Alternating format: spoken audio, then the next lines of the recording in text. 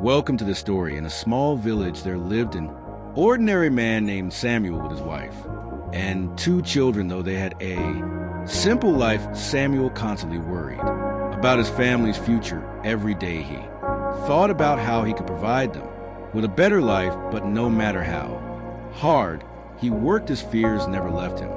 One day, Samuel heard of a great saint who was said to have the wisdom to bring peace to any troubled soul desperate to find answers. He visited the saint and poured out his worries. The saint listened patiently and then said, "Your fears are nothing but illusions. The world does not stop when one person leaves. Your family will find their way.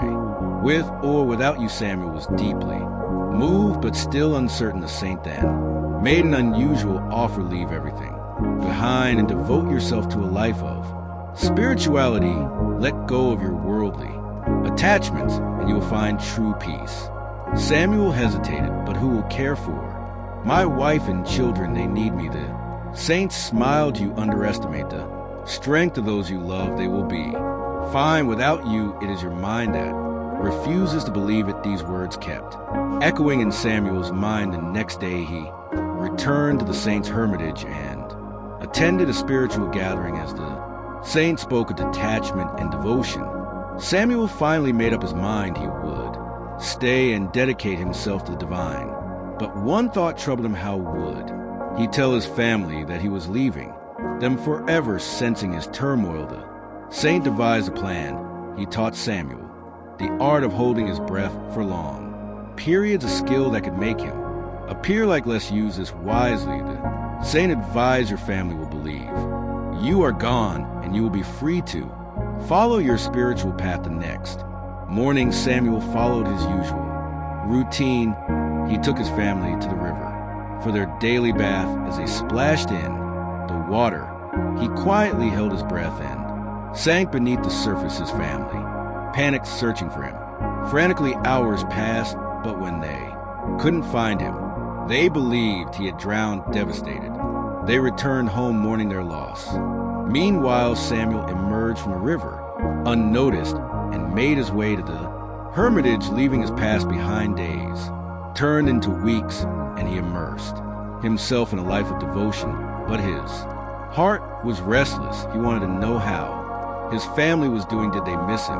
Were they struggling? One day his wife visited the saint's hermitage seeking blessings. As soon as Samuel heard her voice, he hid behind the pillars, eager to listen but afraid to be seen. The saint welcomed her warmly and said, "Daughter, we are saddened by the loss of my dear disciple. How are you managing?" Samuel expected her to break down in tears, but instead she said with quiet strength, "No one can replace him, but life must go on. My children and I have found our way. We are doing better than before." Samuel was shocked. How could she say that? How could they be happy without him? The saint noticed his reaction and simply smiled. Later, he said to Samuel, "Now do you understand? They are not weak. Your absence did not destroy them. They learned to survive." But Samuel refused to accept this truth.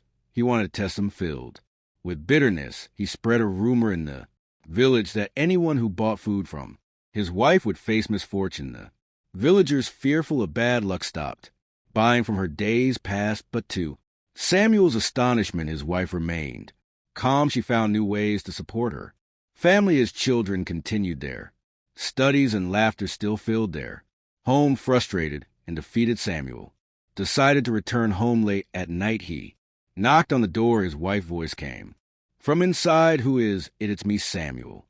"Open the door," he whispered. Along silence followed. Then she said firmly, "This is not a time for jokes. My husband has been dead for 2 months. Whoever you are, leave." "No, it's me. I never died. I was with the saint all this time. Then you are no longer the man I knew," she said, her voice unwavering. To Samuel, "I loved Wood, never abandoned his family like that. My children and I have built a life without him, and we will continue to do so. Please go back to where you came from." Samuel stood frozen, realizing the harsh truth.